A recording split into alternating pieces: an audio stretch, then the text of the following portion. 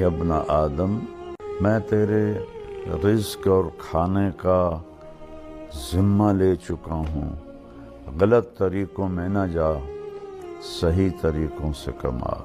حلال کمانے سے رزق میں برکت ہوتی ہے اور کمانے پر اجر ملتا ہے، حرام کمانے سے رزق بے برکت ہوتا ہے، نسلیں بگڑ جاتی ہیں اور گناہ الگ ہوتا ہے اور اللہ ناراض ہوتا ہے۔ جو اللہ کو ایک مانتے ہیں کہ وہ ایک ہے، وحدہ لا شریک ہے، اللہ ان سمیت سب کی بات کرتا ہے کہ تم لوگوں نے میری قدر نہیں کی۔ اخلق و یعبد غیری، پیدا میں کرتا ہوں، بندگی کسی اور کی کرتا ہوں، ارزق و یشکر و سوائی، رزق میں دیتا ہوں، شکر کسی اور کا ادا کرتے ہو، مانگتے کسی اور سے ہو۔ ایسے سمجھاؤں کہ جب تم کہتے ہو نا یا اللہ، تو سیکنڈ کے کروڑویں حصے میں 70 دفعہ جواب آتا ہے، لبیک لبیک لبیک یا عبد۔